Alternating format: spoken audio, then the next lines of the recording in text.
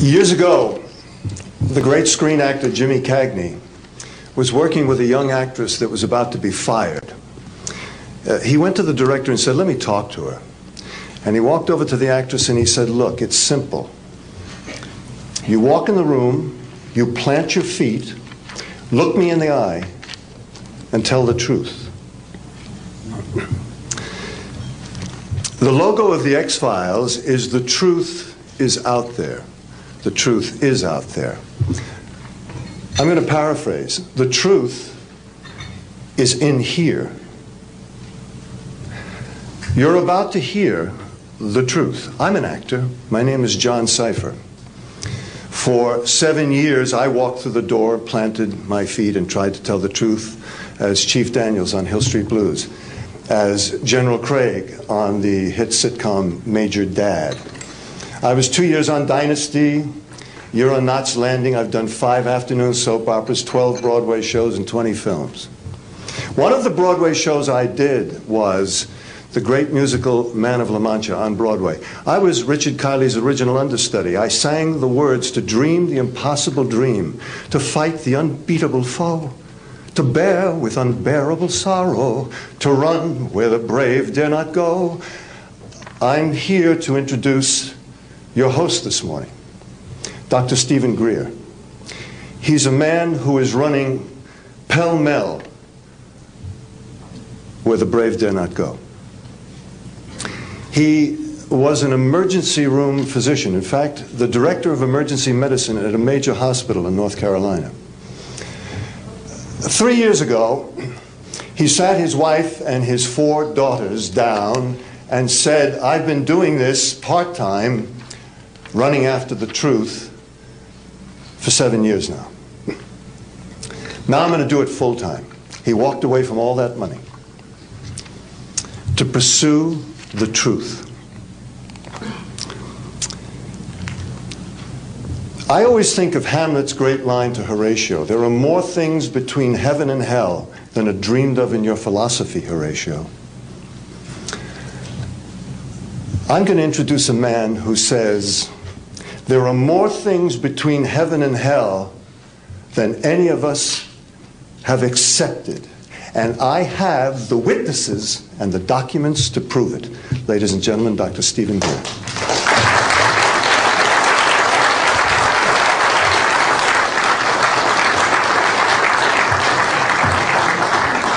Thank you very much, John. Members of the press, the American public, and people of the world. We are here today to disclose the truth about a subject that has been ridiculed and questioned, denied for at least 50 years. The men and women who are on this stage and the some 350 additional military intelligence witnesses to the so-called UFO matter and extraterrestrial intelligence can prove and will prove that we are not alone. I would like to thank Sarah McClendon, who is with us today, the famed White House correspondent, for her sponsorship of this meeting. Thank you very much, Sarah.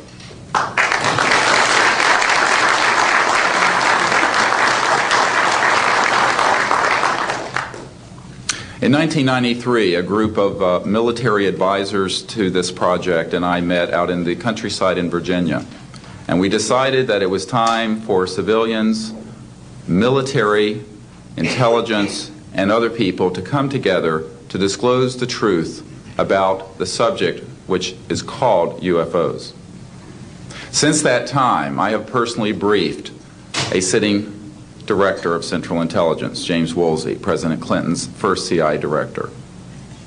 I have personally briefed the head of the Defense Intelligence Agency, the head of Intelligence Joint Staff, members of the Senate Intelligence Committee, many members of Congress, members of the European leadership, the Japanese cabinet, and others. And what I have found is that none of them are surprised that this is true, but they are uniformly horrified that they have not had access to these projects. We can establish through these witnesses whom we have identified, which now number over 400, and these are people who have been inside the CIA, NSA, NRO, Air Force, Navy, Marines, Army, all divisions of the intelligence and military community, as well as corporate witnesses, contractors to the government. And these are folks who have been involved in so-called black budget or covert unacknowledged projects. These unacknowledged special access projects are taking in at least $40 to $80 billion per year. And they are sitting on technologies that can change the world forever. The reason we are coming forward now is that we are asking for the U.S. Congress and for President Bush to move towards an official inquiry and disclosure on this subject. It has the most profound implications for the human future, for the U.S. national security, and for world peace. Specifically, technologies connected to UFO and extraterrestrial vehicles, if declassified and used for peaceful energy generation and propulsion, would solve the looming energy crisis definitively, would end global warming, would correct the environmental challenges that the Earth is facing. It is also critical that we begin to debate as a society the propriety of placing weapons in space. If indeed, as we can prove, it is true that we are not alone and that space is territory which we are sharing with other civilizations, it could be a very imprudent, destabilizing thing to place weapons in space. This is not being debated because it is off the national and international radar screens. It needs to be placed on it, and we are here today to do it. We can establish through this testimony that these objects of extraterrestrial origin have been tracked on radar going thousands of miles per hour, stopping and making right-hand turns, that they use anti-gravity propulsion systems, which we have already figured out how they work in classified projects in the United States, Great Britain, and elsewhere.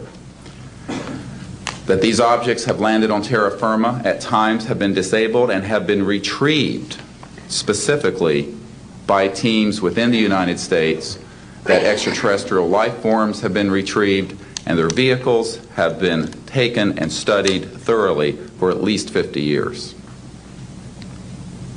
We can prove through the testimony and documents that we will be presenting that this subject has been hidden from members of Congress and at least 2 administrations that we are aware of, presidential administrations, and that the Constitution of the United States has been subverted by the growing power of these classified projects, and that this is a danger to the national security. There is no evidence, I wish to emphasize, that these life forms from elsewhere are hostile towards us. But there is a great deal of evidence that they are concerned with our hostility. There are times when they have neutralized or rendered inert the launch capabilities of intercontinental ballistic missiles. Witnesses here today will describe those events to you. They have shown clearly that they do not want us to weaponize space, and yet we are proceeding down that dangerous path. And it will be established that these projects, because they have not been supervised properly by the Congress, by the U.S. President, by the international community, have become a threat to the national security. And for this reason, we feel we must disclose the facts. This is the beginning of the campaign for disclosure.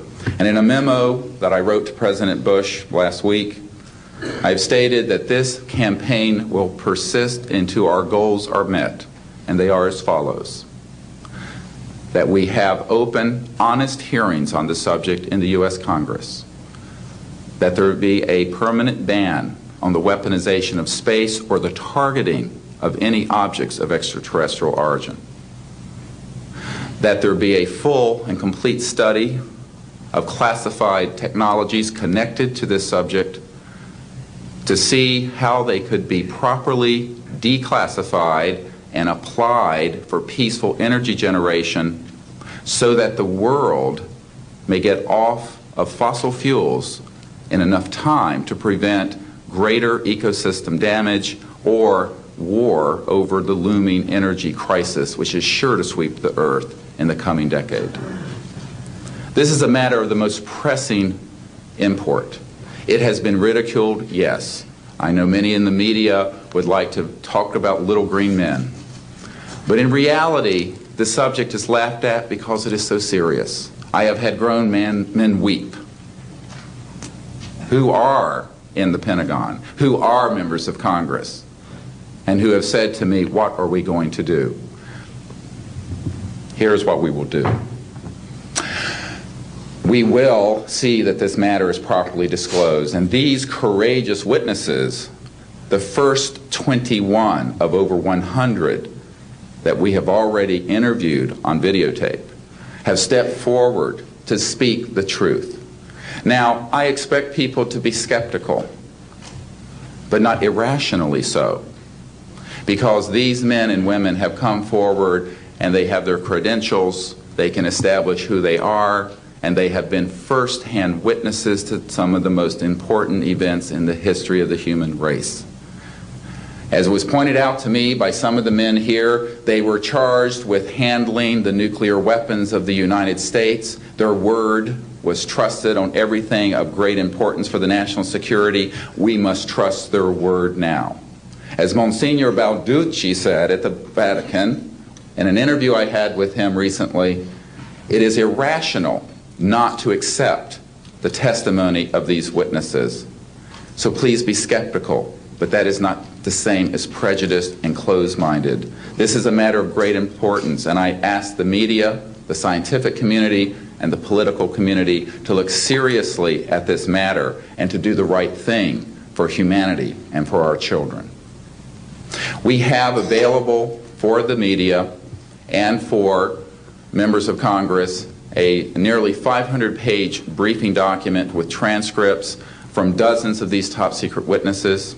We have a 4-hour videotape summary. It's not a commercial product, I'll warn you, from this project of the 120 hours that we have in interviews so far. They've been boiled down to 4 hours, and it's available for the Congress to review and for the major media to review. We can establish that this subject is real and has tremendous significance for the human future. I ask on all of you who are listening to contact the members of Congress that represent you and the leaders around the world and other countries and ask them to hold an honest inquiry into this subject to support a ban on weaponizing space, since we are sharing space with other life forms, and that we move quickly as a people to understanding that this is the end of the childhood of the human race. It is time for us to become mature adults in the cosmic civilizations out there. To do this, we must become a peaceful civilization, and we must look as we go into space with an intent of cooperating with other civilizations, not weaponizing that high frontier. The men and women who will speak next will do so in order, beginning on your left. They will introduce themselves. I ask for the media to refrain from questions until each witness has spoken briefly about who they are and what they have personally been involved with or witnessed in their government, military, or government-connected careers. At the end, we will have questions. All of you may ask questions for as long as we can stay here, and we will provide you with all the information that you need. So we will begin now with the first of our witnesses, Mr. John Callahan.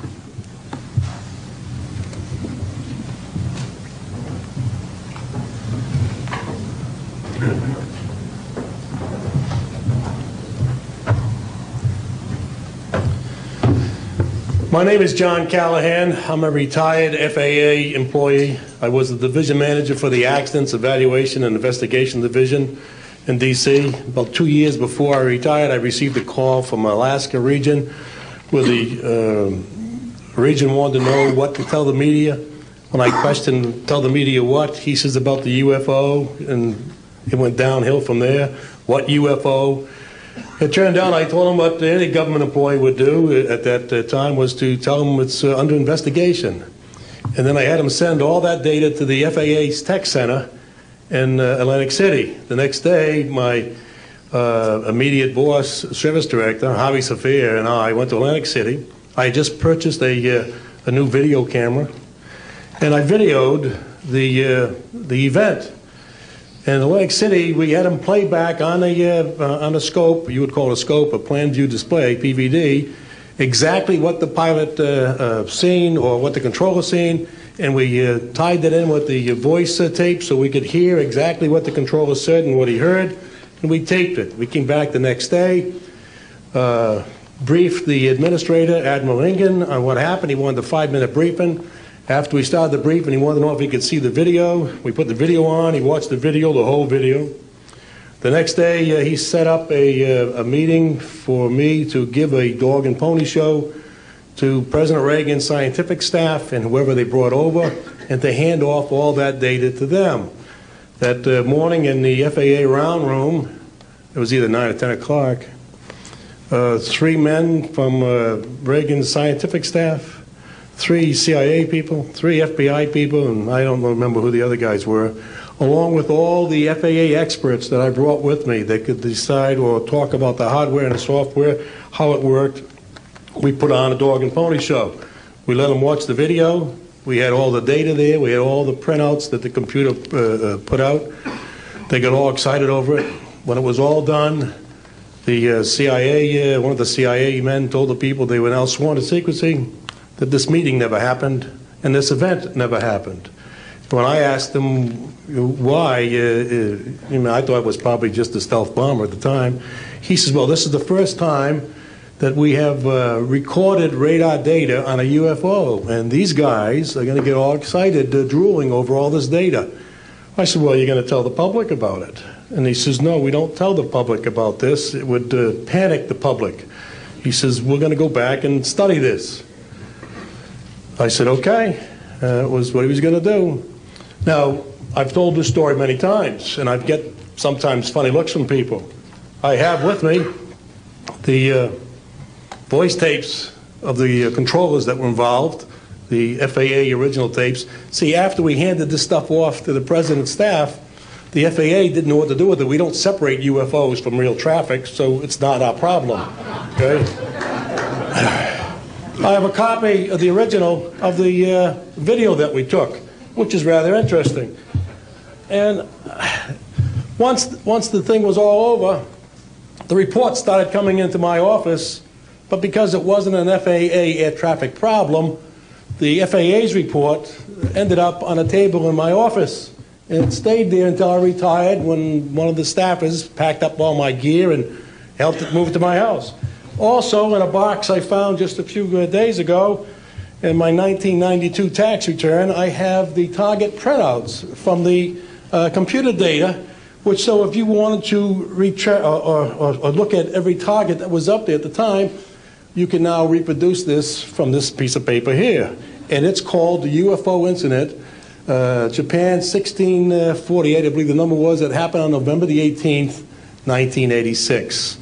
I'm prepared to go to Congress to swear before Congress that everything I've told you people and everything that is here is the truth. Thank you.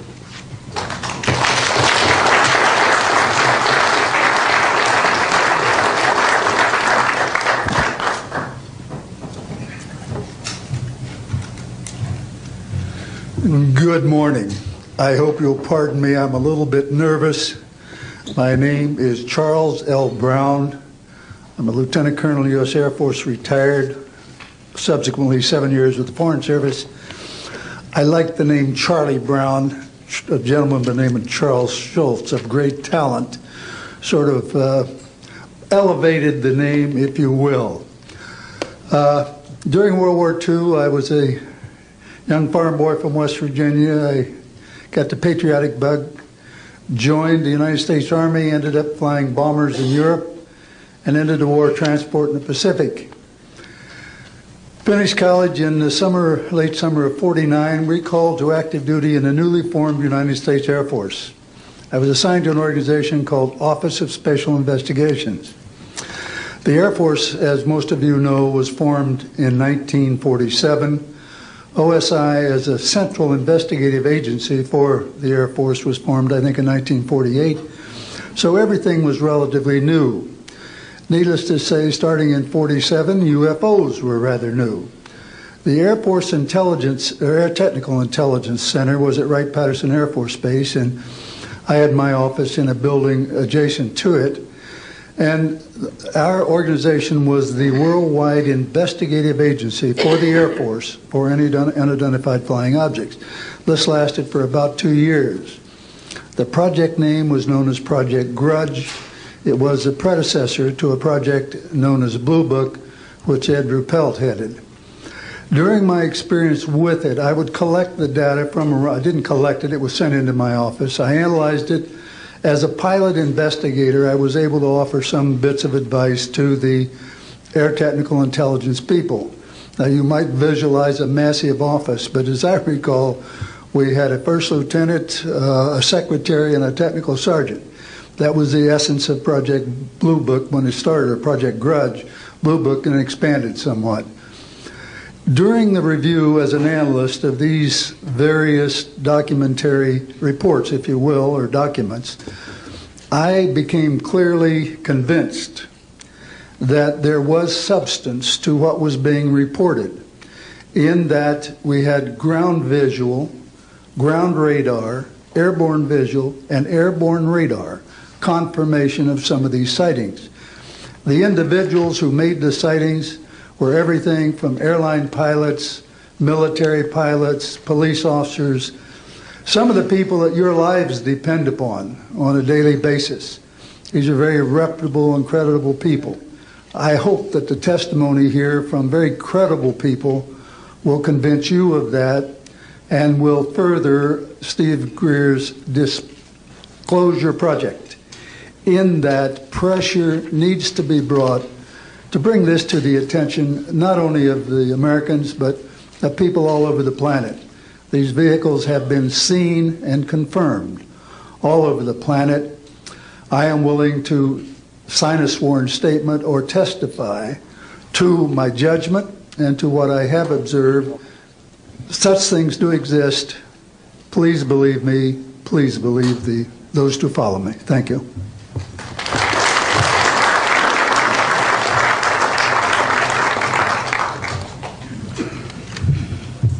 My name is Michael Smith.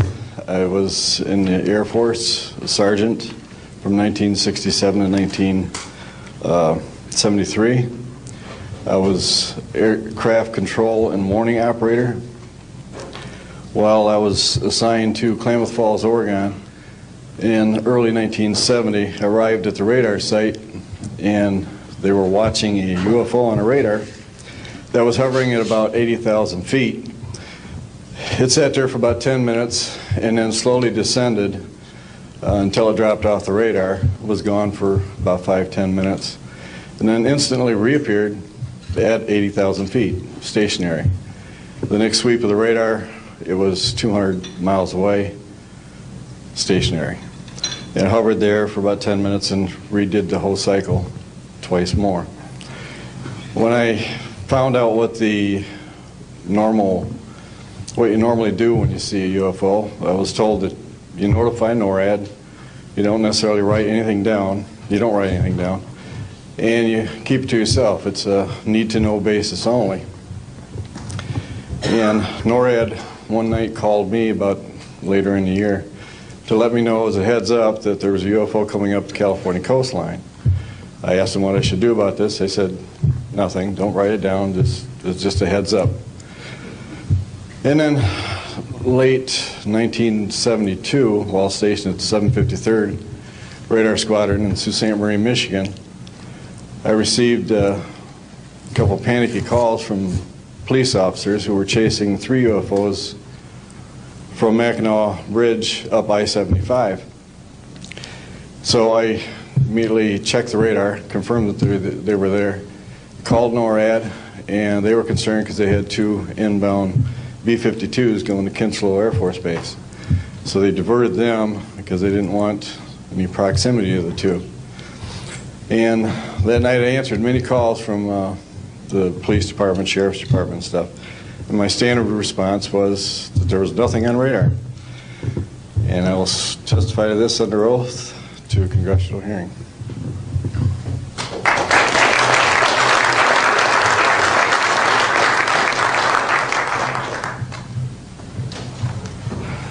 Good morning.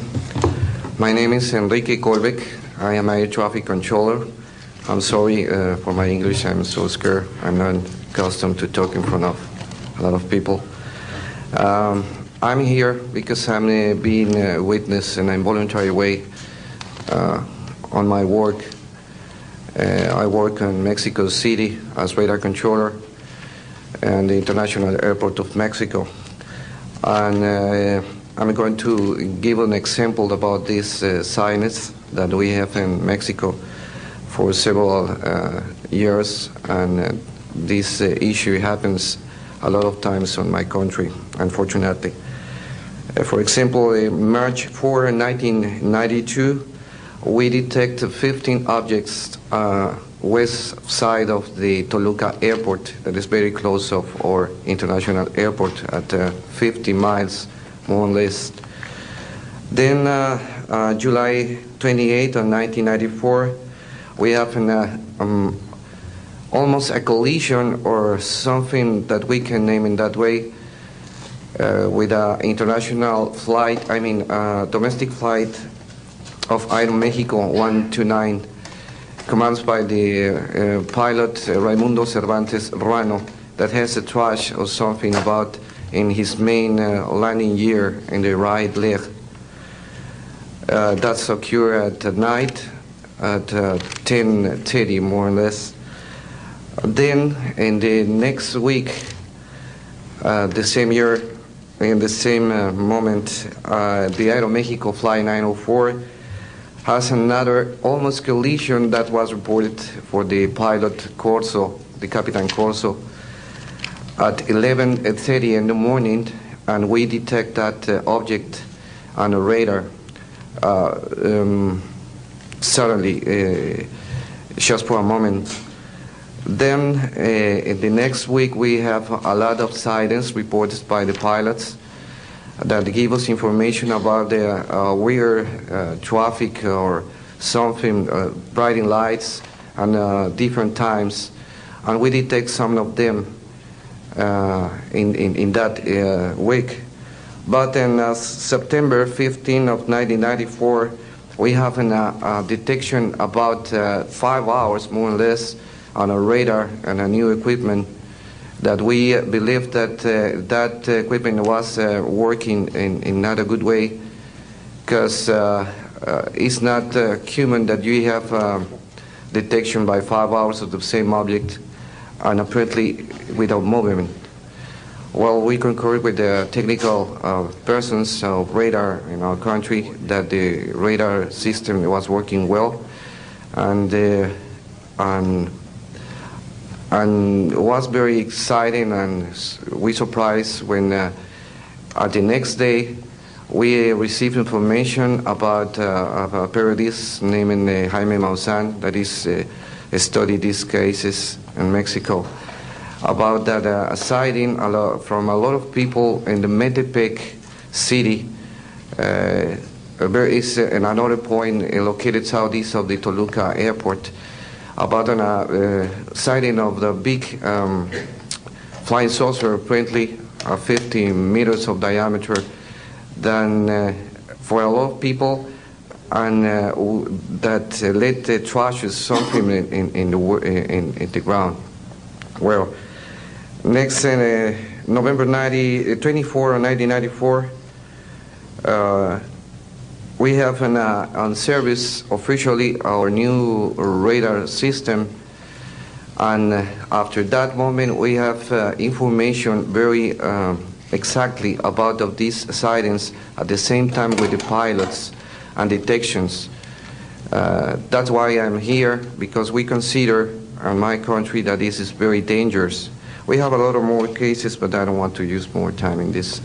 But it's very important that the people and the world knows these events and consider that could be very dangerous for aeronautical situation, especially in my country. I don't know why in my country that's occur frequently, but the point is that happens, and we consider dangerous, and we had only, unfortunately, one crash, but we don't want to have another more. Thank you very much, and I'm sorry for my English.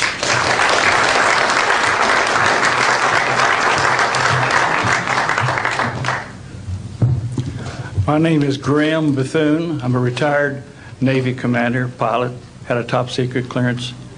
50 years ago, February the 10th, 1951, I was flying from Keflavik, Iceland to Argentia, Newfoundland. It was at night, it was dark. About 300 miles outside of Argentia, I saw a glow on the water, like approaching the city at night.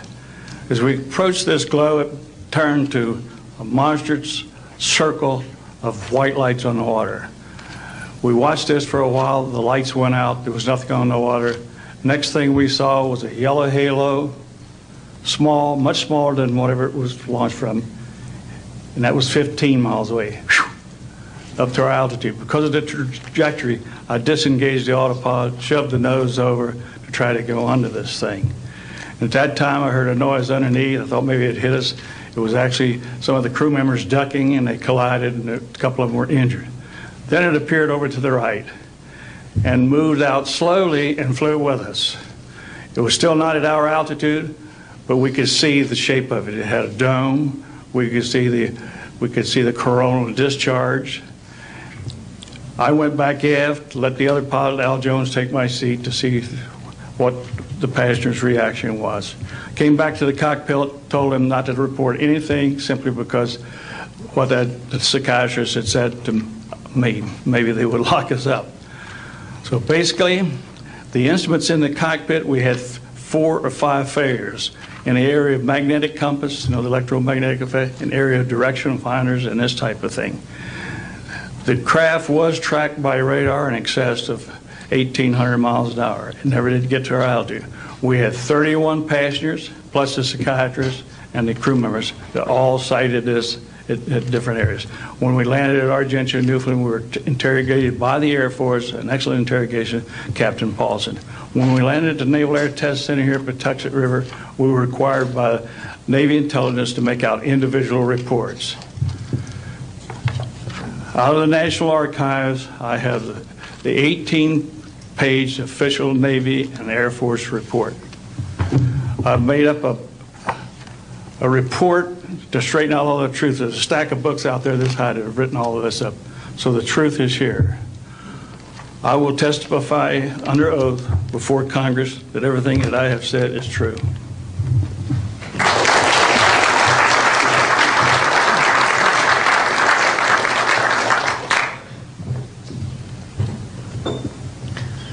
My name is Dan Willis. I was in the United States Navy. I held a top secret, crypto level 14, extra sensitive material handling security clearance. I worked in the code room at the Naval Communications Station in San Francisco. In 1969, I received a priority message from a ship near Alaska that was classified as secret.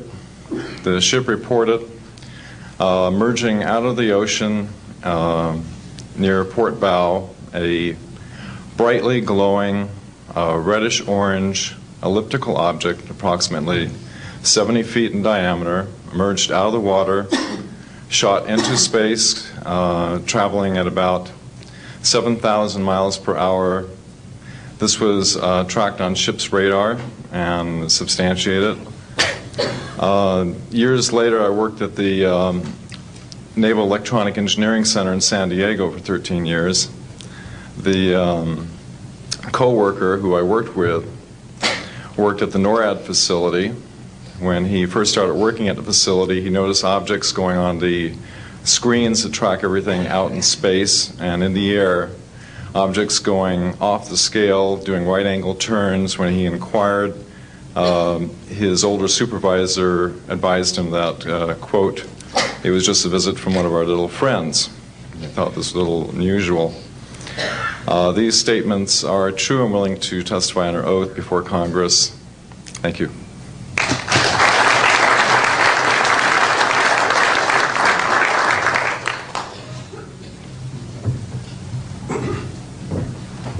My name is Don Phillips. I was in the United States Air Force and had worked with certain intelligence agencies of the United States government. Prior to my Air Force, prior to joining the Air Force, I worked for the famous Lockheed Skunk Works. And I was working for them when I was attending college, and I worked for them in the capacity as a design engineer. It was one of my proudest moments of my life to work with a man by the name of Kelly Johnson. A lot of you might be familiar with that.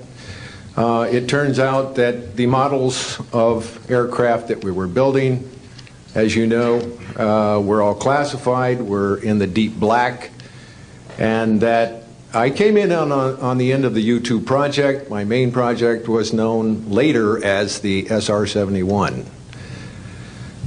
The SR-71 had a predecessor.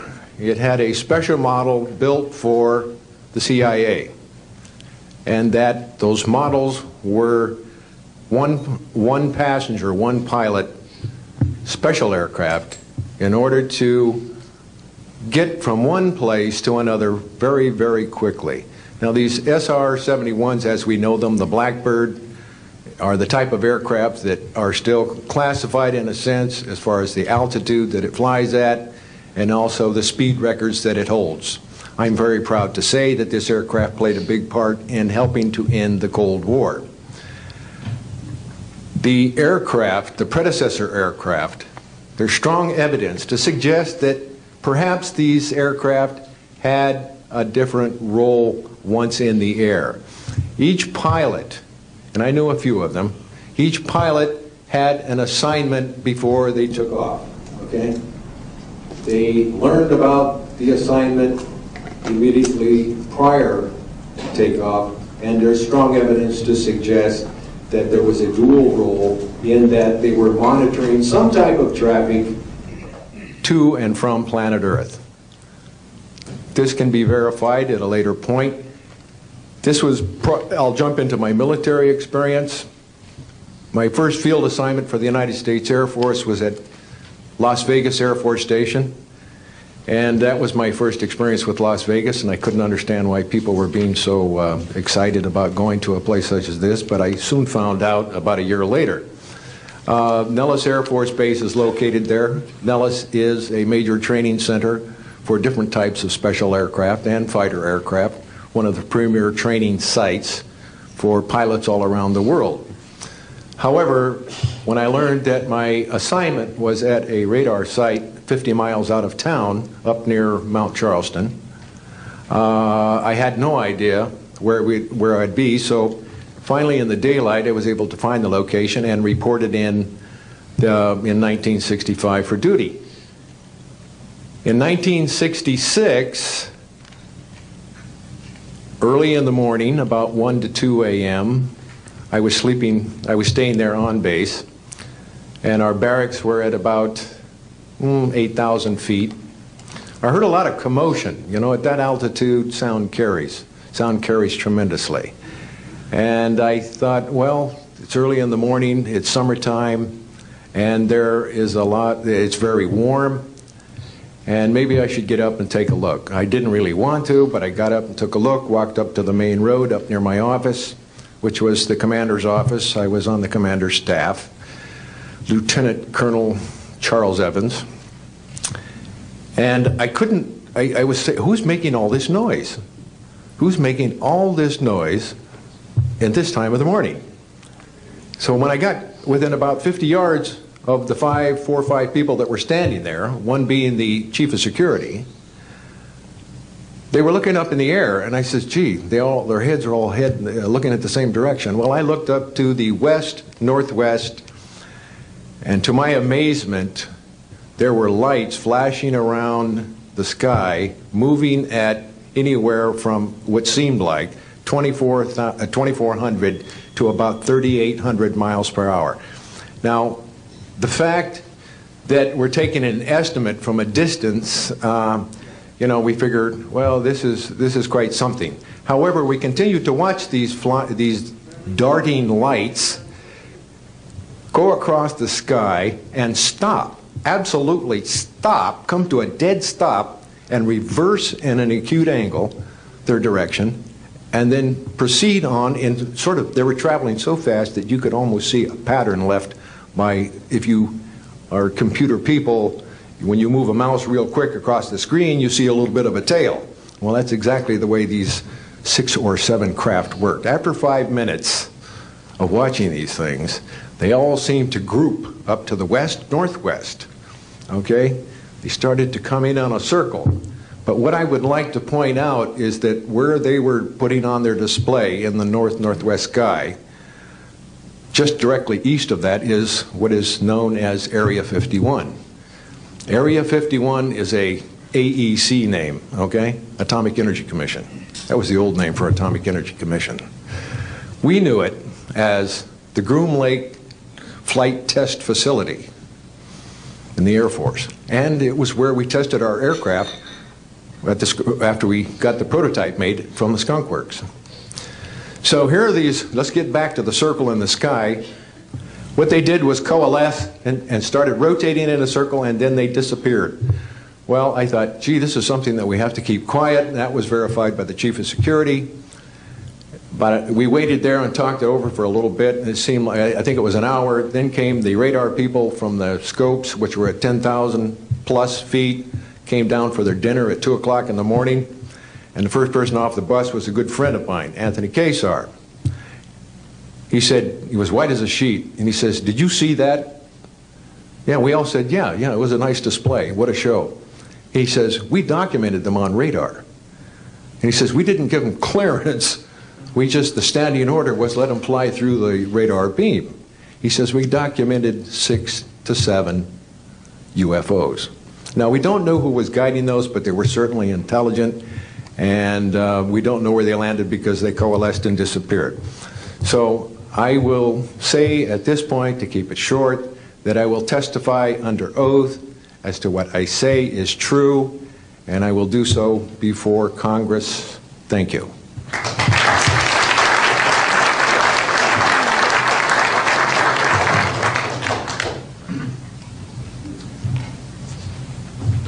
My name is Robert Solis. Contrary to what it says on the card, I was not a lieutenant colonel in the Air Force.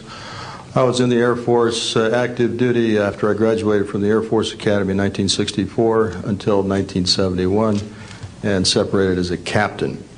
In March of 1967, I was stationed at Malmstrom Air Force Base, Montana, as a missile launch officer, Minuteman missiles. On an early morning of March 16th, 1967, I got a call from my security guard, primary security guard upstairs. We had about 6, as I recall, flight security airmen upstairs. I was downstairs 60 feet underground in a capsule monitoring and controlling 10 nuclear-tipped Minuteman missiles. I got a call that morning that they were seeing strange lights flying in the sky. I disregarded that call, told them to call me when something more significant happened. I got another call subsequent to that call, and this time it was a more intense tone in the guard's voice. It was very clearly very frightened. He said there was a bright, glowing red object hovering outside the front gate. It was oval-shaped. He had all the other guards out there with their weapons drawn. Right after that call, I woke up my commander, who was on a rest period, Fred Mywald, a retired colonel now, and told him about the phone calls. As I was telling him about the phone calls, my weapons started going down, one after the other. They went into a no-go condition, what we call a no-go condition. They were unlaunchable. We lost somewhere between 6 and 8 weapons that morning within minutes of having received that second phone call of a UFO hovering outside the front gate. Again that morning, after reporting it to the command post, we were informed that a very similar incident happened at Echo Flight. I was at Oscar Flight. They lost all 10 of their weapons under similar circumstances, very similar circumstances, where UFOs were sighted over the launch facilities. They had maintenance crews and security crews out there that had spent the night, and they were reporting UFOs over those sites. And the commander of that flight was Eric Carlson.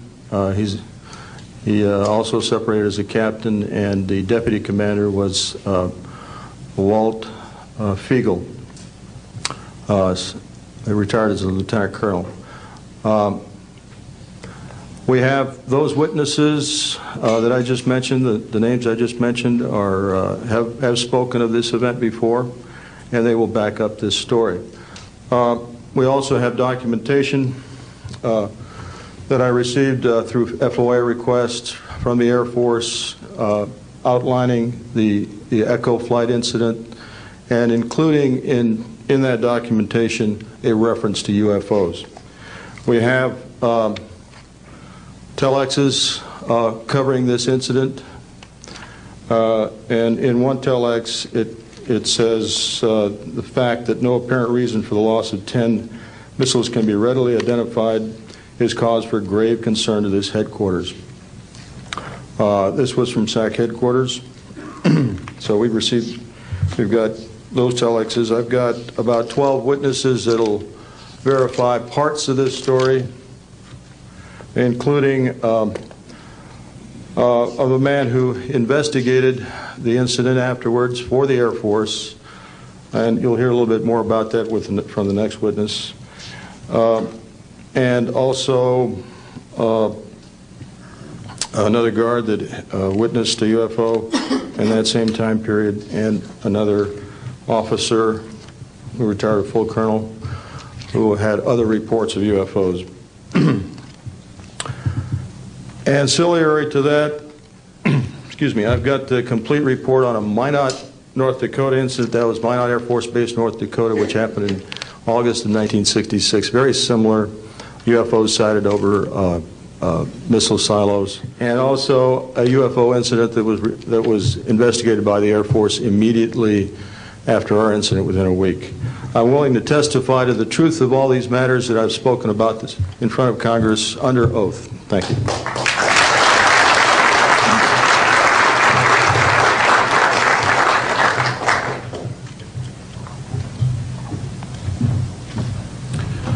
Good morning. My name is Dwayne Arneson.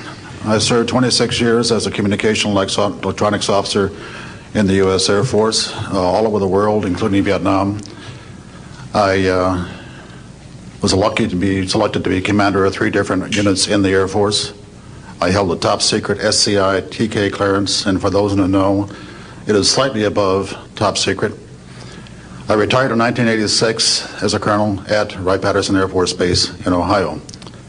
I would like to relate about 3 different experiences, if you will, that relate to UFOs.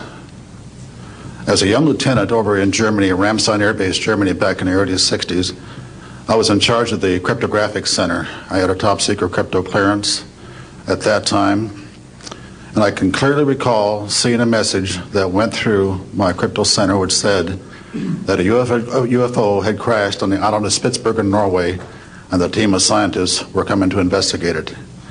Going forward to the 1967 timeframe, I was assigned to the 28th Air Division at Great Falls, Montana, and I was the officer in charge of the communications center there. Also, I was a top secret control officer for the division. I had a crypto account. I was an account custodian, and I also passed out nuclear launch authenticators.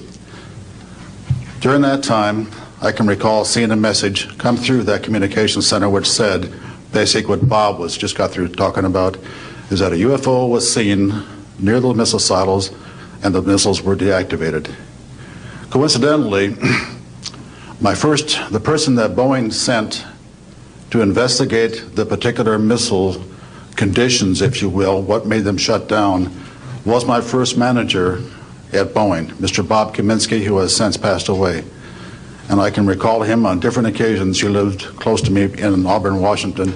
That's where I'm from. And he said, Arnie, he says, those missiles were perfectly clean. That was the result. So the one last incident concerned when I was as a commander of the unit in Great Falls, or in Caswell Air Force Station, Maine. I had contacts with the security police at Loring Air Force Base, and they told about UFOs that were seen near the nuclear weapon storage areas on Loring Air Force Base. And I'd be glad to testify to Congress that this is absolutely the truth. Thank you.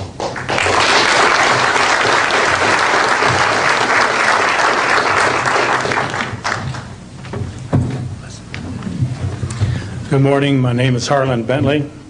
During 1957 and 1959, I was a PFC in the United States Army, stationed north of Washington, D.C. on the Nike Ajax missile base close to Olney, Maryland. In May, this month of 1958, about 6 a.m., I heard a noise outside that sounded like a pulsating transformer. I sat up in my bunk, I looked out the window, I saw a craft heading for the ground and crashed. Pieces broke off of that craft, immediately took off again. So there's a lot more to that story, but I've got to speed this up. Now, the next night, I was on radar duty. I get a call from the Gaithersburg missile base. He says, hey, I got 12 to 15 UFOs outside 50 to 100 feet above me. So I asked him, I said, what does it sound like? He took his head mic off, held it out the van window, and said, here. And the same sound I heard the previous morning, except a lot more of them. So my radar was on standby, so I immediately turned it on and got the blip just outside of the ground clutter. I marked it on my radar screen. And then for a few minutes later, all of a sudden they took off. As they took off, the sweep came around, hit the blip. The second, when it came around, it hit it again. That blip was 2/3 away off my radar scope. In order to get that far at a constant velocity was 17,000 miles an hour. That was my first incident. 10 years later, by this time I received a Bachelor of Science degree in electrical engineering, and I was working in California. Now, I'm sorry that all I can say is I was somewhere in California working on a classified project that had nothing to do with my experience that I had there. As I was working, and it was like 2 or 3 in the morning, California time, I heard a Houston astronaut communication link, comlink. I didn't pay much attention to it until I heard the word bogey. Of course, my ears picked up immediately.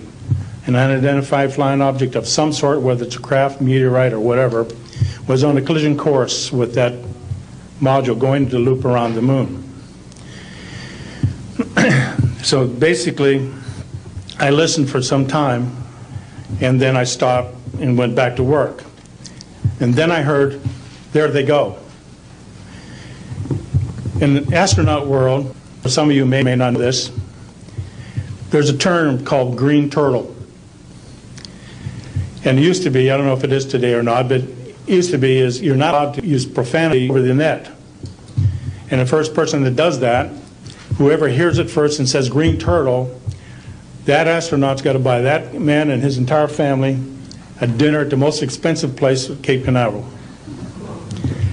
Well, to end this real quick, one of them said, damn, they went off, the UFOs took off. He says, damn, that was fast. And somebody yelled, green turtle. And then he said another word, a synonym to crap. And then somebody else yelled, green turtle. And you could see him grit his teeth, because now he had to buy 2 expensive meals. And my particular experience, I will testify before Congress if necessary and explain exactly what happened. Thank you.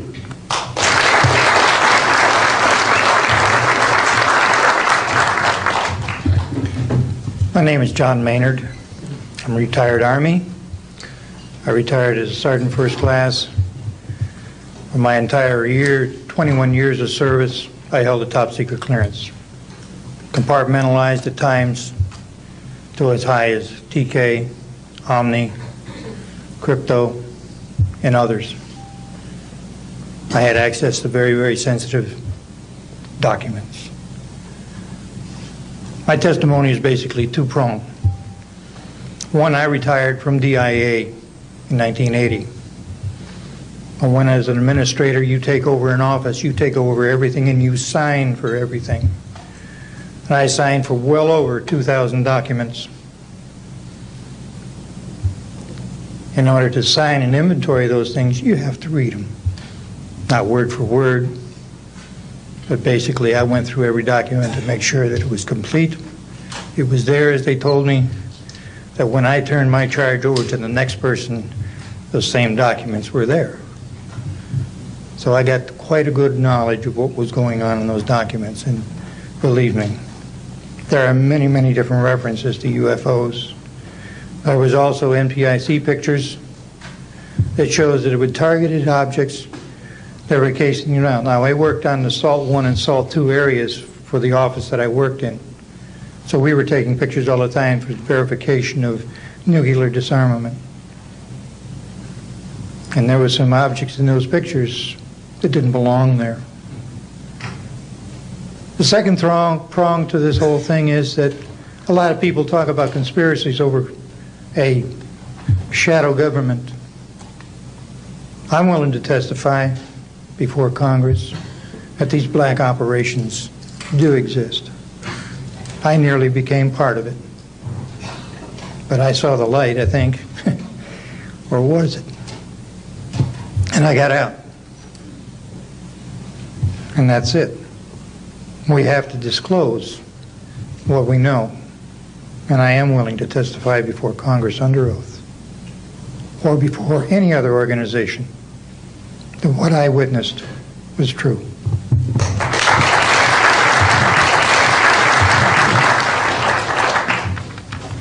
Good morning.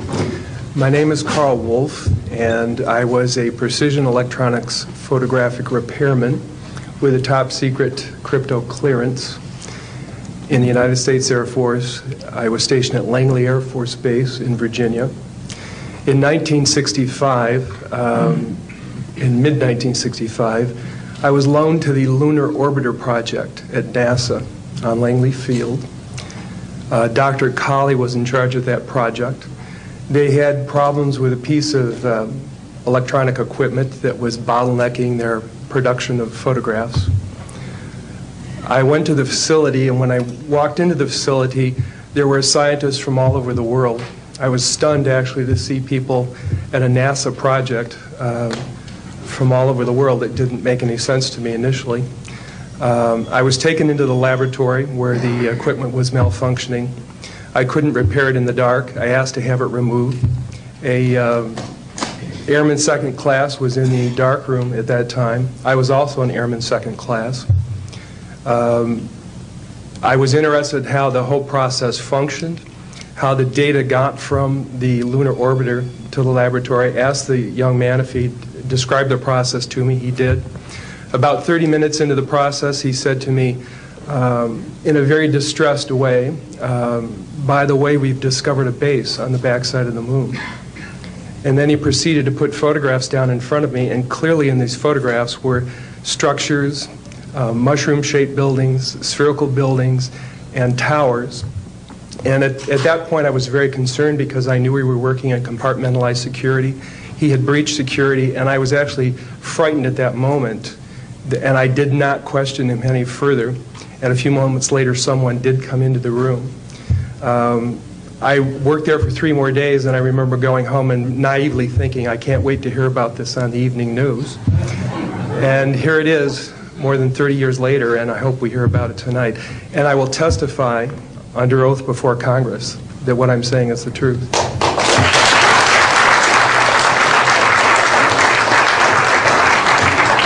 Thank you, Carl. Good morning, everyone. My name is Donna Hare, and I worked at Philco Ford Aerospace from 1967 to 1981. During that time, I was a design illustrator, draftsman. I did the launch slides and landing slides, and also projection plotting boards, lunar maps for NASA. We were a contractor, but most of the time I worked on site, excuse me, in Building 8. I had the opportunity to do extra work during downtime, which was between missions, and I walked into a photo lab, which was the NASA lab across the hallway. I had a secret clearance, which is not that high, but I was able to go into restricted areas, which this was. At the time, I was talking to one of the techs in there, and he drew my attention to a photograph, a NASA photograph. It had a dot on it, and I said, "What is that?" Well, he drew my attention to it, and I said, "Is that a dot on the emulsion?" And he said, and he's smiling, and he has his hands crossed, and he said, "Round dots on the emulsion don't leave round shadows on the ground." And this was an aerial photograph of the Earth. I'm assuming the Earth because it had pine trees on it, and the shadows of the craft or whatever it was were in the same angle as the trees. And by its very nature, UFO, and I wanted to clarify that to a gentleman that was talking to me, means unidentified. So I did not know what this was, but I realized at this point that it's very secret, that it was kept secret, because I asked him, "What are you going to do with this piece of information?" And he said, "We always airbrush these out before we sell them to the public." So they're pesky little creatures appearing on this photograph they wanted to get rid of. After that, I decided I would ask questions to other people that work there. And I found that I had to ask them away from the site and not on site.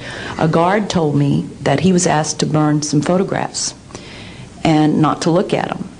And there was another guard guarding him, who was in green fatigues, watching him burn the photographs. And he said he was too tempted. He looked at one, and it was a picture of a UFO, and he was very descriptive. I can go into that later with anyone. He immediately was hit in the head, and he had a big gash in his forehead. He was knocked out, and he's terrified, so he would have to be protected. Another incident, I knew someone in quarantine with the Apollo astronauts. He told me that the Apollo astronauts saw craft on the moon when we landed, and that is what he told me. And he also was afraid. He said that the astronauts are told to keep this quiet. They're not allowed to talk about it. So I do want to let you know that I worked out there for a number of years, and I ran into this. So it's not something everyone knows that works out there for a long time. My boss didn't know about it. Some people that sat right next to me didn't know about it. It's very strange, because I don't know how they can do it, but they can let some people know about it and then others not. I'm willing to testify before Congress that what I'm saying is true, and thank you very much. Thank you.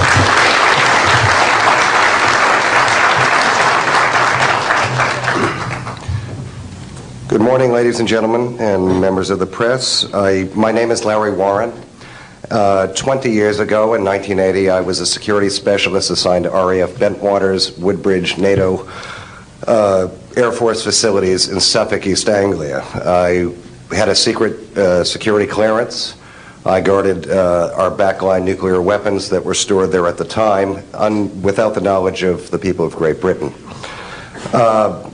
I went through a portion of a 3-night UFO event where objects made incursions over our WSA, fired pencil-thin beams of light into them, and adversely affected the ordnance, possibly. These objects were on the ground on 2 different nights. Potentially, there was another life form seen. This is an unpopular truth. These events were of extreme defense significance to not only Her Majesty's government, but this government as well, and they are still shrouded in secrecy. They are very complex. They are very vast. This is more about a human rights issue than just a UFO issue. 20 years ago, this room would be empty. I see a turn in history. This is history in motion, but unfortunately, it's history with the security classification. I would be more than honored to swear under oath that I experienced what I did, I saw what I saw. These events produced not only, after numerous denials by this government, a memo by Lieutenant Colonel Charles Holt, our Deputy Base Commander, which reads like science fiction. It also produced, years later, an on-site audio tape he made as these objects performed their feats and did what they did and violated airspace. These events are of extreme defense significance. I hope my brothers in arms that went through these events will be given immunity at some point and be able to join us here. It is an honor to share the stage with all of these people.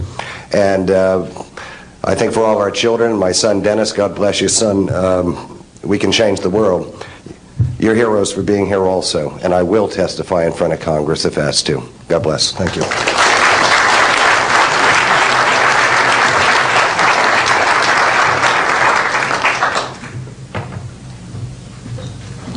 Hi, my name is George Filer III. The reason I'm here is because George Filer V is in the hangar and will be born on Friday. And I'm a retired intelligence officer and flyer with almost 5,000 hours, and I didn't believe in UFOs until London Control called us in the winter of 1962 and asked us, would we chase one? And we said, sure. So we let down from 30,000 feet to 1,000 feet where the UFO was hovering, and we went into a steep dive and actually exceeded the red line of the aircraft. So it's kind of dangerous chasing UFOs. In any case, I was able to get the UFO on the aircraft radar at about 40 miles, and we could see a light out in the distance, and as we closed, we kept on picking up this radar return. The point I'm mentioning that the radar return was very distinct and solid, indicating it was some kind of a metallic object. We got about a mile from the UFO, and it kind of lit up in the sky and went off into space, very similar to what the shuttle looks like when it takes off. Later on, I was working in intelligence in Vietnam. I briefed General Brown about UFOs when I was in 21st Air Force in McGuire Air Force Base. I briefed General Glau about a UFO over Tehran, Iran in 1976 that two F-4s from the Iranian Air Force had taken off and tried to intercept the UFO, and when they turned on their fire control systems, they immediately went out, all the electrical systems went out, the planes had to return to base. This was particularly significant because it was also picked up on satellites. In 1978, on January 18th, I was going into the base. Every morning I did the briefing to the general staff, and I noticed that there are some lights off in the distance at the end of the runway there. And when I got into the command post, the senior master sergeant in charge said that there had been UFOs in the pattern all night. They're on radar. The tower had seen them. They gotten aircraft reports and so on. And that one had landed or crashed at Fort Dix. Fort Dix and McGuire are right together. And this is kind of like the Roswell of the East. But in any case, an alien had come off the craft and had been shot by a military policeman, and apparently was wounded and was heading for McGuire. So for whatever reason, the aliens liked the Air Force better than the Army, perhaps because they're shooting at them. But in any case, our security police went out there and found him on the end of the runway dead. And they asked me to brief the general staff, General Tom Sadler, and at the 8 o'clock stand-up briefing, and I said, I don't think I want to do this. You know, the general doesn't have a good sense of humor, and I'm not sure I believe this. So I did some checking, called the 438th Command Post, and everybody had pretty much the same story. And at 8 o'clock that morning, just before I went on, was going to brief this, and I was very worried about it. They said, don't brief it, that it's too hot, so to speak. That's pretty much my story, and I'm prepared to tell the story in front of Congress, and it is the truth. Now, because of this, I've stayed interested in UFOs, and I'm the Eastern Director of the Mutual UFO Network. And between the National Reporting Center and Peter Davenport and the MUFON, we get 100 reports a week on average of people from all over the United States that see these things regularly. And if you start checking, they're out there and they're low, and people are seeing them all the time. And these are highly qualified people, all of whom essentially give us the reports by email. Thank you.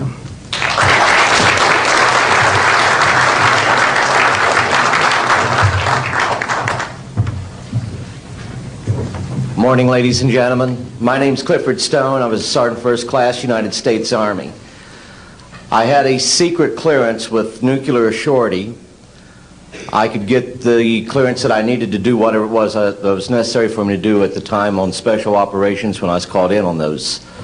What I'm referring to here is that I was involved in situations where we actually did recoveries of crashed saucers, for lack of a better term, debris thereof. There were bodies that were involved with some of these crashes, also some were alive. While we were doing all this, we were telling the American public there was nothing to it. We were telling the world there was nothing to it. I'd like to go into detail on some of the cases about the nuts and bolts cases right here, but I will be available if you have any questions concerning my involvement in this. You can talk to Dr. Greer to arrange for me to get to talk to you. But the whole situation is, we've set back, we've told the American people that there's no such thing as UFOs. I've been involved where we have recovered these objects. We know them to be of extraterrestrials. In 1969, I had an event that happened to me while I was stationed at Fort Lee, Virginia. We went to Indiantown Gap, Pennsylvania. That would be my first exposure to any time that we would be recovering an unidentified flying object. When we went there, we already had people that was already in the facility. We were a backup team, which was supposed to be NBC because there was supposed to be some nuclear materials that was on board this craft. Later on, most people involved would have been were to be told that there was nothing on board it. It was nothing more than just a crash of one of our aircraft. I know better because I was one of the people that approached it with a Geiger counter to get surface readings. I was the first person to go ahead and see that there were bodies on it. That would be the first of approximately 12 events. UFO crashes are not events that take place every day. They're rare. I know we're not alone in the universe. I know that the absence of evidence is not evidence of absence. It's evidence that has been denied to the American people.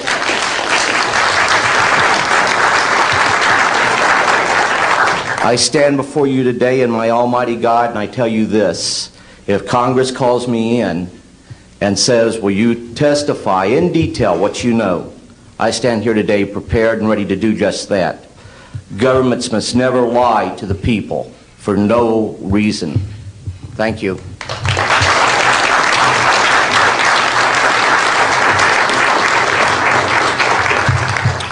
Good morning.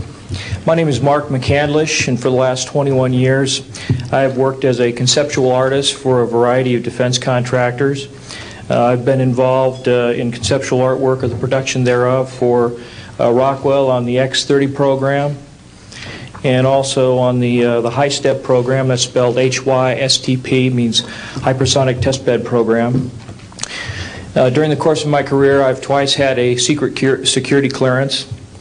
In 1967, while my father was stationed at Westover Air Force Base, the headquarters for 8th Air Force Strategic Air Command, I witnessed and watched through a telescope a UFO which hovered over a nuclear weapons storage facility for approximately 10 minutes and then departed with an acceleration approaching a bullet leaving a rifle barrel. In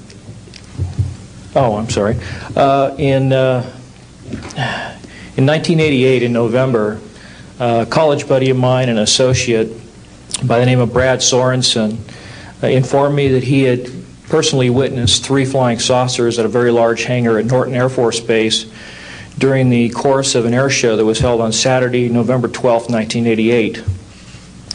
I subsequently called my congressman from that district. I called his office. This was Congressman George E. Brown Jr., who at the time was the chairman of the Congressional Committee on Space Science and Advanced Technology. I naturally assumed that since this presentation that Brad talked about was for top military brass and certain congressional individuals, that his office must have coordinated this with the local Air Force Office of Public Affairs. A male staff member in Congressman Brown's office not only confirmed the exhibit, but the fact that there were 3 discs at that exhibit. These discs were hovering off the floor without any visible means of support. They were referred to as alien reproduction vehicles, also nicknamed the flux liner because they used high voltage electricity. Let's see.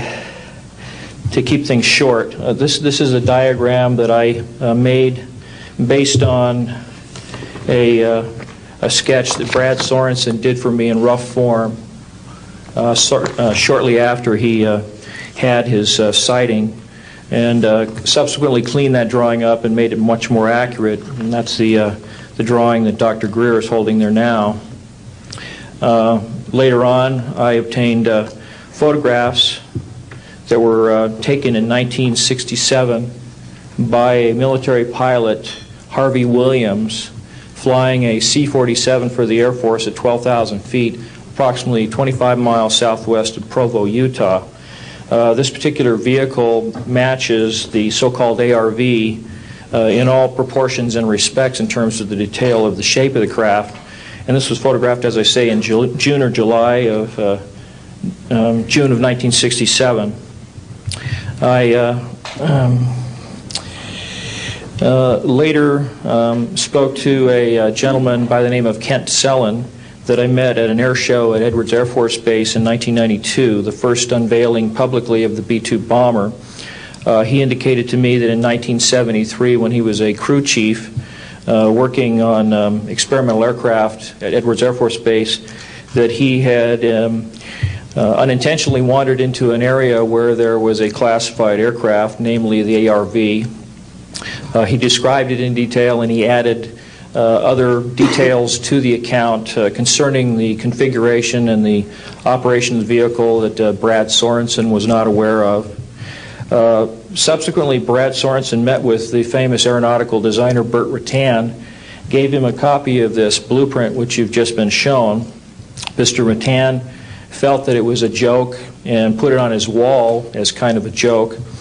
And a third party confirmed for me later that a Colonel Ray Walsh from Edwards Air Force Base was visiting Mr. Rutan, saw this blueprint on the wall and registered quite a degree of shock and anger, wanted to know where the hell he got this blueprint, because there was in fact such a craft at that time, approximately 1994-95, in a hangar at Edwards Air Force Base, North Base Complex at that time.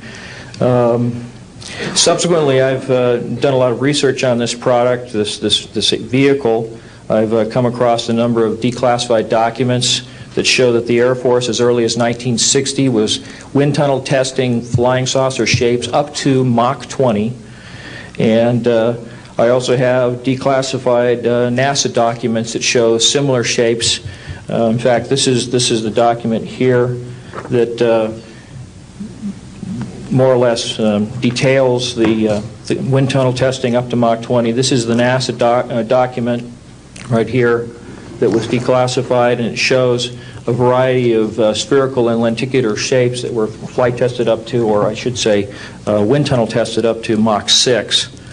I subsequently obtained a copy of an interoffice memo from Hercules Aerospace that describes a particular type of science involving something called zero-point energy and scalar waves.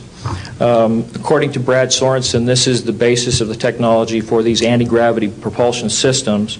This particular document here describes 6 different meetings involving the Defense Intelligence Agency and cooperative efforts with the Russian scientific community in investigating this, what is called the fundamental enabling technology that was originally discovered apparently by Nikola Tesla in the early 1900s. Anyway, I could provide you much more detail at a later time, and I am prepared to testify in detail concerning these events and their truthfulness before Congress. Thank you very much.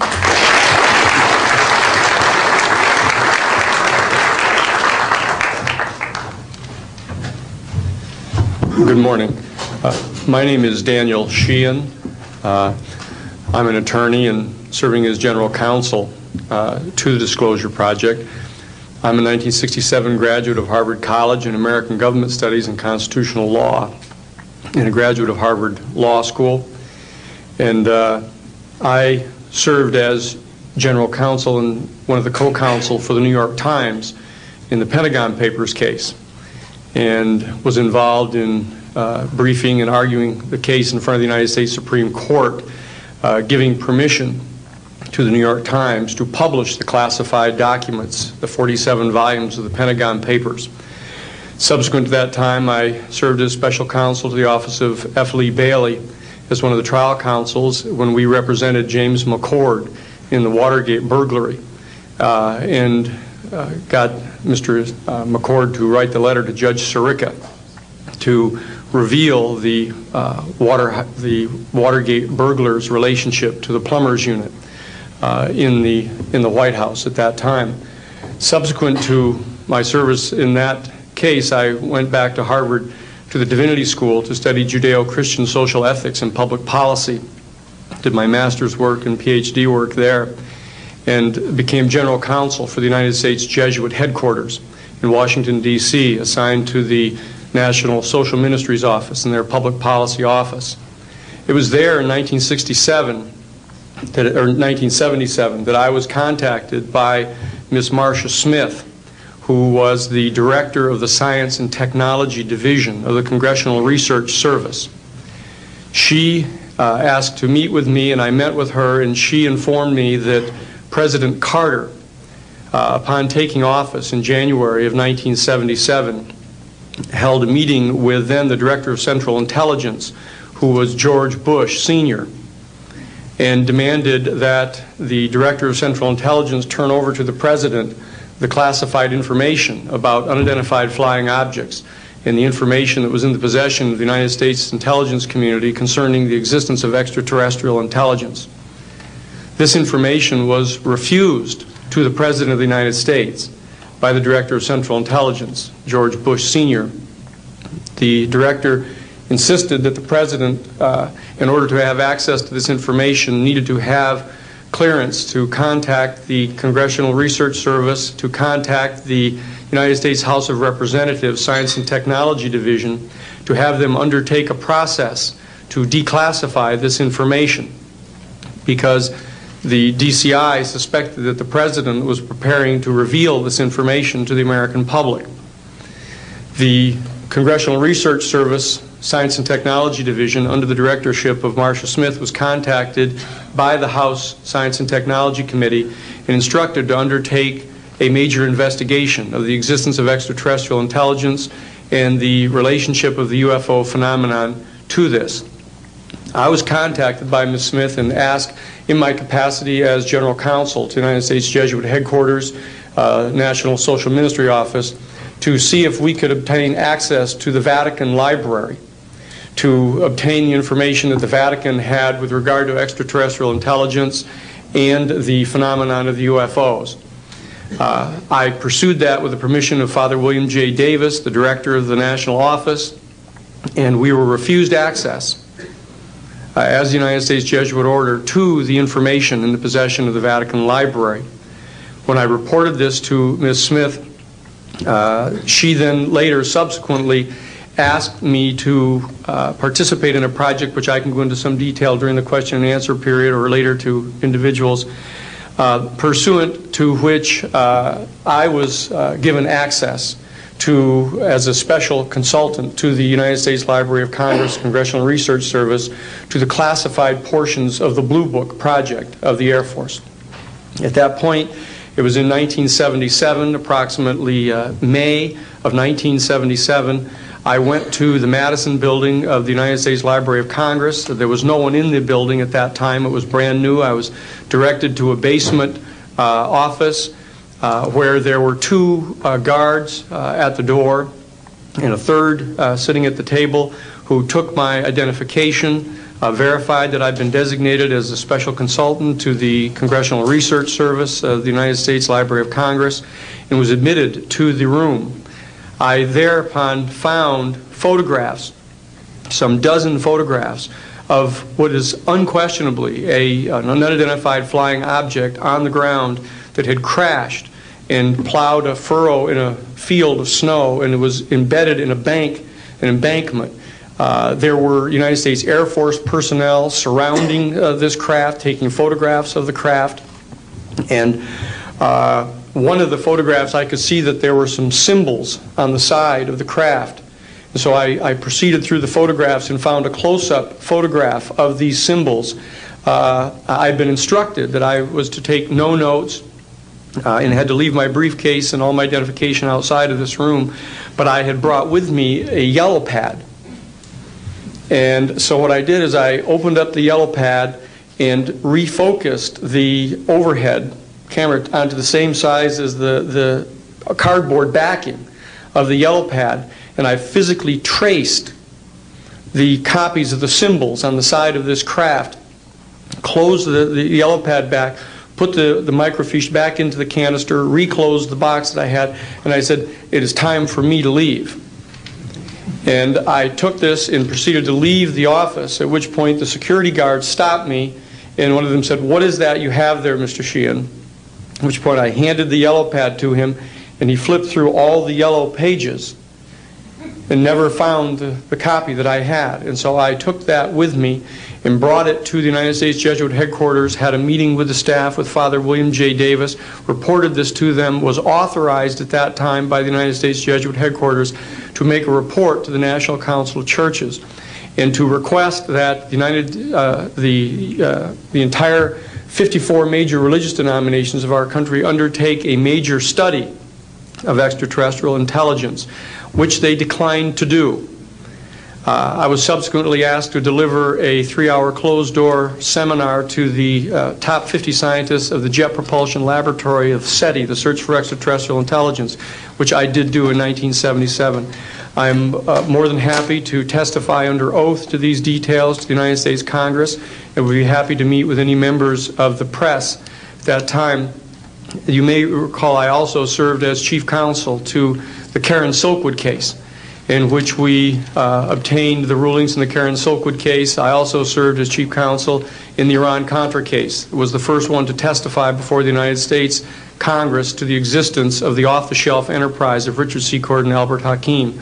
I'll be more than happy to share the details of what I believe to be the relationship between this off-the-shelf enterprise and the secret government which is concealing this information from the American public. And I am happy and proud to serve as general counsel to the Disclosure Project. Thank you very much.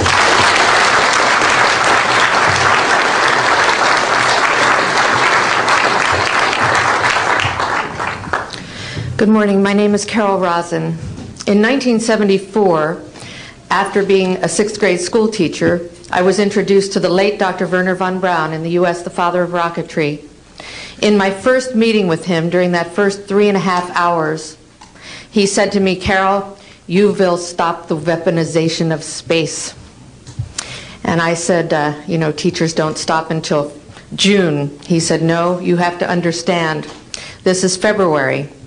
And we have to prevent the weaponization of space because there is a lie being told to everyone that the weaponization of space is now first being based upon the evil empire, the Russians. There are many enemies, he said, against whom we're going to build this space-based weapon system. The first of whom was the Russians, which was existing at that time.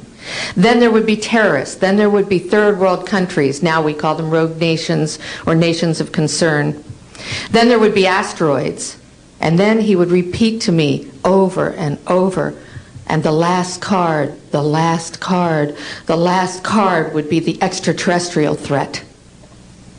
Well, at the time, I kind of laughed when he said asteroids, and when he said extraterrestrials, I knew I wasn't going to deal with that subject.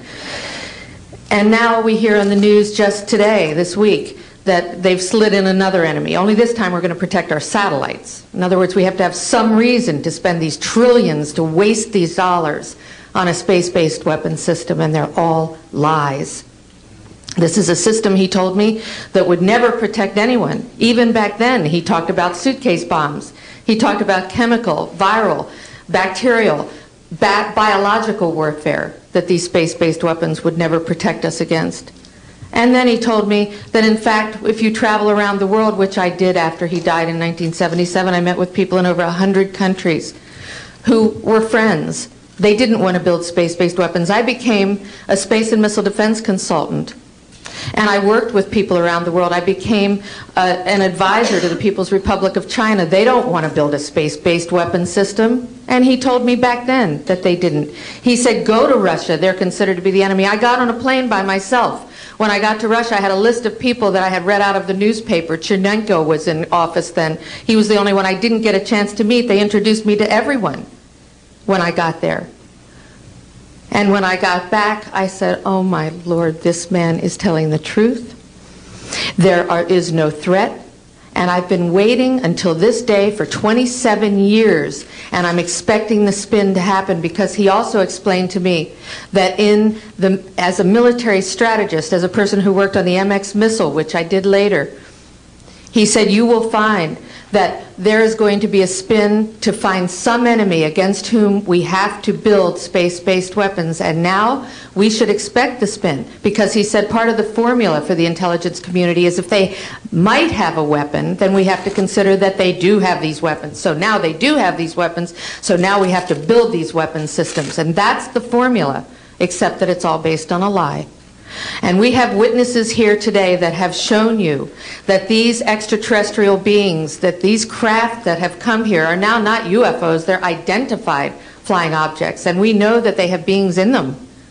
And we have witnesses here who have told you that they can shut down our missile silos, they can stop a rocket going into space that's a test. We have witnesses here who have worked in the classified departments, who have the courage to come forward here to support what Wernher von Braun told me back in 1974 to 77. And I will testify before the Congress that when I founded the Institute for Security and Cooperation in Outer Space, which I shut down a few years ago because I didn't believe we had a chance with this huge, integrated around the world, complex weapon system, that we had any chance at all of transforming that war industry into a space industry that could provide benefits, like Dr. Greer has said, of global warming. We can end that situation of that problem. We can end the energy crisis. We can build now non-polluting technologies. Wernher von Braun used to tell me that we could have cars back then that drove around off the ground. He described this to me on beams so that we have no pollution on this planet. And we can solve the problems of the people that are urgent and potential, and the other animals and the other cultures on Earth and in space.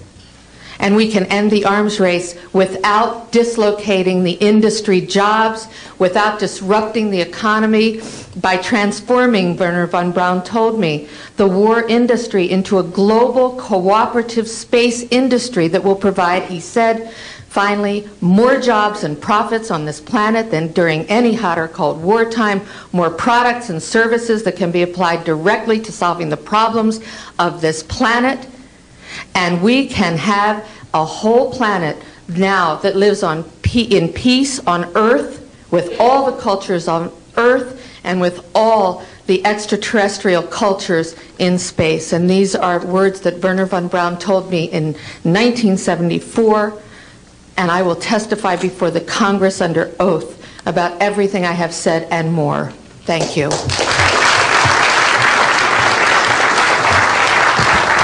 Thank you very much. I'd like to thank each of the witnesses and for your patience. We're running about 50 minutes late, and I do apologize for that. I want to emphasize that all of these witnesses each could speak for probably anywhere from 2 to 5 hours about what they have witnessed. We were trying to give you a snapshot. We have another 400 of these witnesses.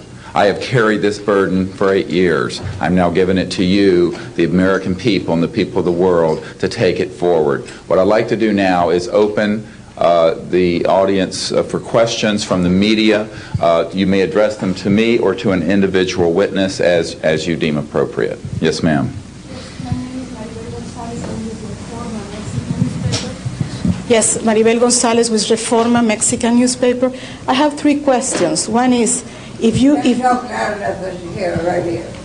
Yes, I wanted to know if there are laws in this country that in some way allowed this kind of secrecy or not. And then I wanted to know if there's a need to change any kind of law.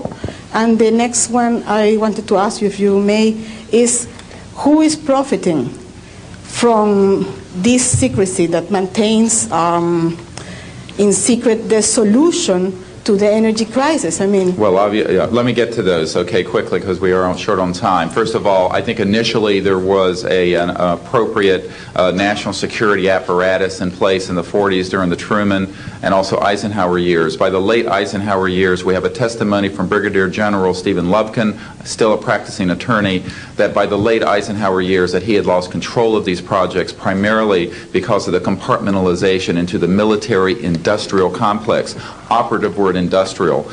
There are corporations such as SAIC, Lockheed Martin, Northrop, and others that deal specifically with this issue, with advanced energy and propulsion systems connected to UFOs.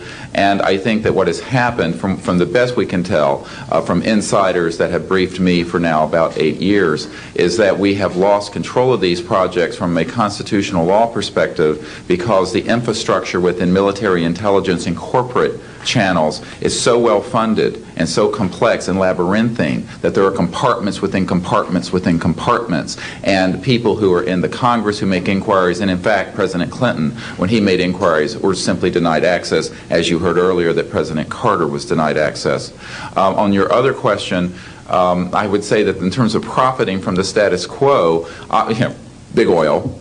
There are certain geopolitical and financial infrastructures that would not welcome a definitive replacement to the fossil fuels. I will tell you, and we can prove this with other scientists who are ready to come forward, that we already have a complete replacement for any fossil fuels or ionizing nuclear power plants. We don't need them. We haven't needed them. Probably have not needed them since the time I was born. Now, of course, this is a major issue. You're talking a multi-trillion-dollar global infrastructure change. And so this does hit the alarm bells at the National Security Council economics area. However, what is more serious to the national security? Keeping the status quo or letting ourselves go into a global ecosystem collapse and running out of fossil fuels and having massive rolling blackouts, not just in California, but globally. We have got to do something about this, and soon, and that's why we are advocating open hearings in the Congress. Other media, please. Yes, sir. I just want to know if anybody at the UN is looking into this. I personally met with Boutros Ghali's wife, Aliyah Ghali, who said that her husband was quite concerned about this. This was in the 1990s. Since then, we know that there have been other people at the UN who've made inquiries.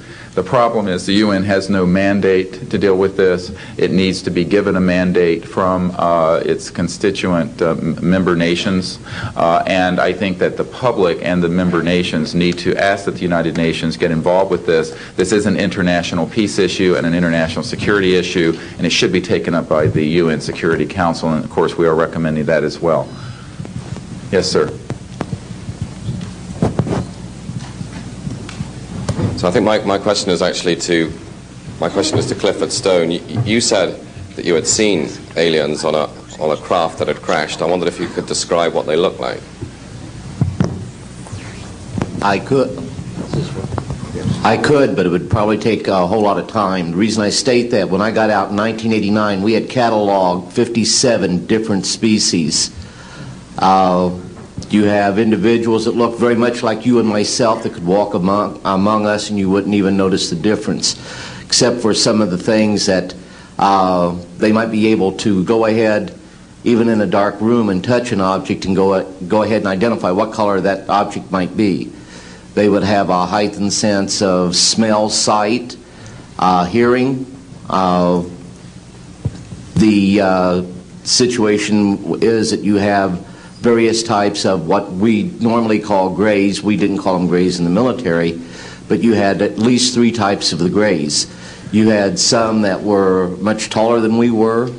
The unique thing that I'd like to point out for the most part is that the entities that we did catalog were in fact humanoid. Now this created a situation where the scientific community was trying to figure out why that would be the case, because you would expect that if life evolved on other planets that they would take on some type of other being, so to speak, not necessarily look humanoid or be bipedal such as we are. But apparently we got quite a few of the species out there that are humanoid in appearance, and that creates a question that yet has to be answered by science. Yes, and as I call on you, please state the news agency that you were with. Yes, ma'am. Deanne Divis with United Press International. Could you please address the vehicle that there was a drawing displayed of? Why would this vehicle be on display at an air show? What is the power source that you are asserting is going to be so very useful? And how can you determine that this vehicle is not something that is being developed, by a government agency? In fact, I think that was the testimony. This is an alien reproduction vehicle, and just to be clear, this means that it is based on advanced anti-gravity and zero-point energy propulsion systems. Those are the propulsion systems. They are being manufactured by a consortium of companies that include Lockheed Martin, Northrop, SAIC, and other corporations. They do have superluminal capacity, in other words, faster than the speed of light capacity. I think Mr. McCandlish and other witnesses that he's identified could go into more of the technical physics of it. I'm just a country doctor from Virginia, I tell people. I mean, really. And but this is actually what is the reason it's called alien reproduction vehicle is that it's based on the study of extraterrestrial vehicles, but it is manufactured by human military intelligence aerospace contracting arrangements, and this is very important. It means that we Homo sapiens have the ability to access this so-called zero-point field of energy, which is the ambient field of energy from which all matter and energy is fluxing, and can access that energy and generate all the power we need to run this planet without fossil fuels or pollution. Do you have any direct evidence, though, that this, I mean, we're talking about the same government that so appropriately named a snooper program Carnivore. So just because it's named the alien reproduction vehicle, considering the history and the questions that have been existing for such a long time about flying saucers, I mean, do you know, is there any direct reason to believe that this is actually derived from technology? Any of the witnesses who can attest to that? And how would this, a propulsion system, a rocket engine doesn't necessarily translate into electricity. Can you elaborate on that? Well, the first part of your question, I would say that the testimony of witnesses we have, some of whom are here, others that are not here, but they're in the briefing materials, is that they have studied, we have studied specifically extraterrestrial vehicles which have been retrieved. The breakthroughs in that research have led to applications that have led to the building of this and similar anti-gravity devices. And that, in fact, this can be proven in open testimony before Congress, and that is exactly what we are calling for. We have the witnesses to establish this, and they also have the documents and the specific details of the propulsion systems. But this is not a jet internal combustion system at all. It is actually kicked in by a type of electric power source, and it then accesses this ambient zero-point energy field that is responsible for all matter and energy existing, and by special configurations and what have you, it causes a cancellation of mass inertia and an anti-gravity effect. And this is a complex technical discussion which is probably beyond the scope of this conference, but we have materials in the briefing document that we can provide you with references to people who have studied the anti-gravity effect as far back as certainly the 1950s. We have one witness who said that his family was connected to the RAND Corporation, and that by the mid-1950s that more money had been spent on anti-gravity propulsion systems than the totality of the Manhattan Project. So yes, we can establish those elements. Other questions? Thank you. My name is Murray Felsher. I publish a newsletter downstairs here called the Washington Remote Sensing Letter that deals with reconnaissance and surveillance of the Earth from space.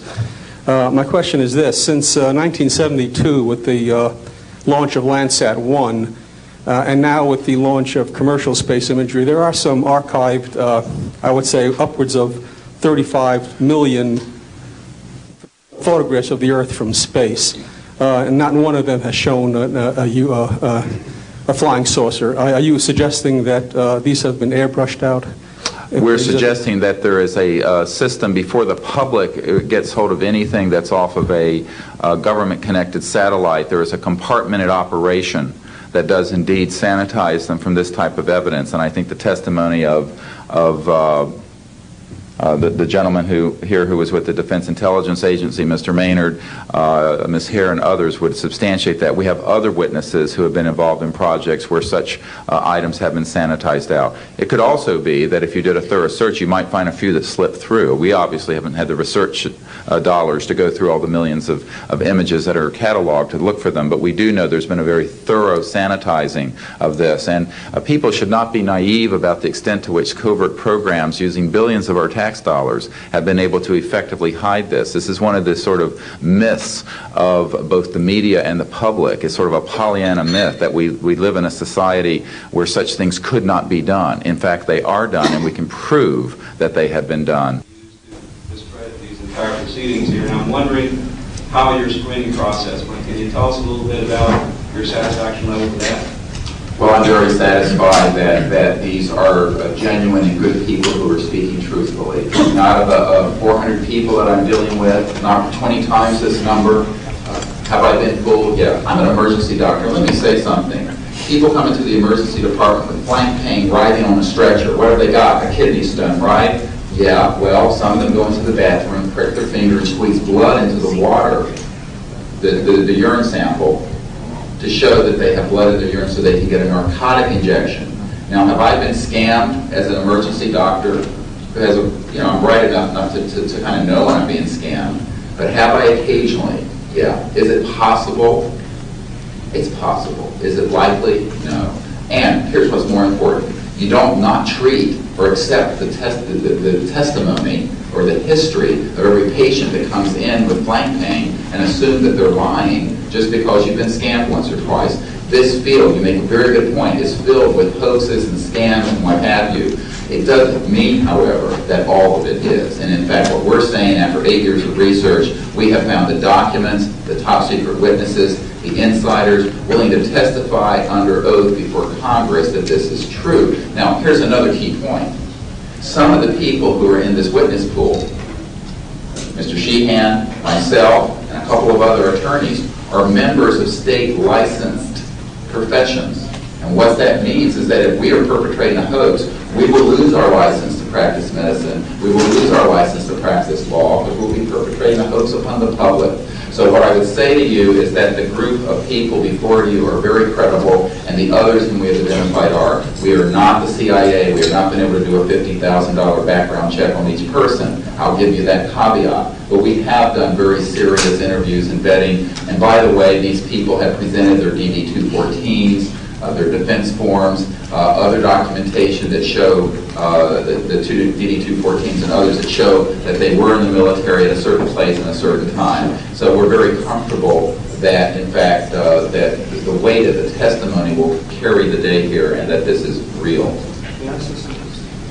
I had an insight, and it relates to your questioning. There have been tens of thousands of sightings and experiences from all over the world. Only one of them needs to be true. Because if only one of them is true, then the entire case of the non-reality of these sightings falls apart.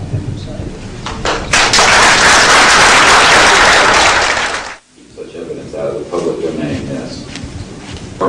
A priori, all signed agreements and oaths that have flowed from such operations are null and void. What that means is, in legal theory, is that if it's an illegal enterprise, the agreements those that are entered into as a result of that illegal enterprise have no legal standing. So one of the things I would like to announce today is all of the men and women listening to this need to know they are free to speak. We are declaring all national security oaths on this subject null and void. They have flowed from illegal operations that have no standing constitutionally. My people, my mother's family, who fought in the American Revolution, were prisoner of war with the British to help found this country, did not fight and die to form the United States so that this kind of chicanery can go on. So these men are free to speak, and there can be no legal repercussions against them. We have legal counsel who will also support this theory, and we're taking this to other constitutional scholars. It is time for that game to end. It is time for a new era in the human experience.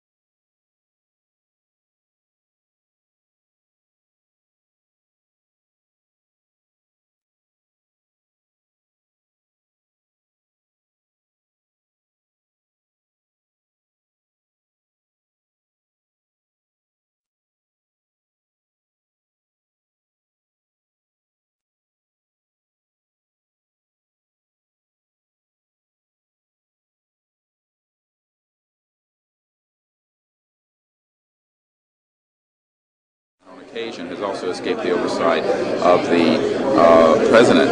We know for a fact that this has happened. I personally briefed President Clinton's first CIA director on this. I was informed that they had no access to these projects, although they knew they existed. I was told the same thing by the senior investigator for the Senate Appropriations Committee, a man named Dick D'Amato, who in 1994 told me that there were somewhere between $40 and $80 billion a year going into these classified projects, and that he, with a subpoena on behalf of the Senate and a top-secret clearance, could not penetrate them. He told me these were the varsity team of all black projects, covert projects. So this is really serious stuff, and it brings into question have we gone down the road that Eisenhower warned us about a little too far when he said, beware of the military-industrial complex, that it can escape the checks and balances of our democracy. And I think on this particular issue, it in fact has, and it's time for the Congress to represent the people in this regard and to reassert its oversight of these projects. One last question. When you talk about putting the checks and balances back into place, talk about the passion of these people, if you would. How confident are they?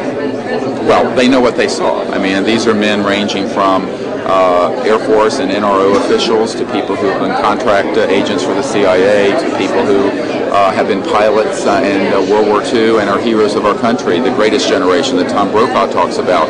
And so what I have to say to you is that these people know what they saw. They're not going to be speaking about anything except what they directly witnessed. And we're not talking lights in the sky and swamp gas. We're talking people who have actually retrieved extraterrestrial vehicles who are going to be here today. Very good. We'll take one picture of it.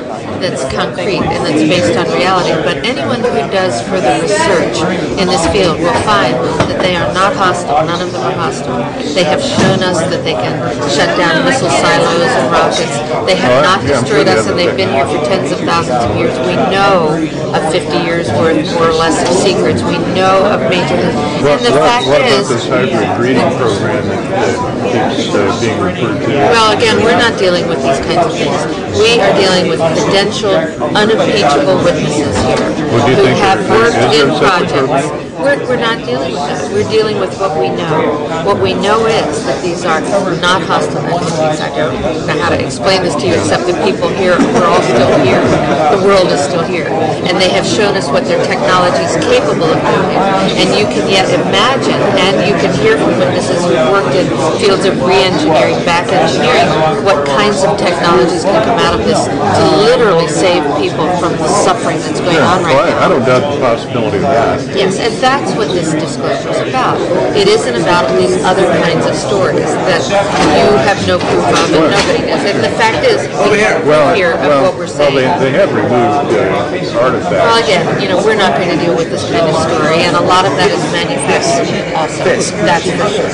So what we're dealing with here is concrete evidence, documents, people who've been working in the industry, in the military industrial complex, in the intelligence industry. I worked in the MX missile, and I was thrilled if I went public with that whole story. So you can imagine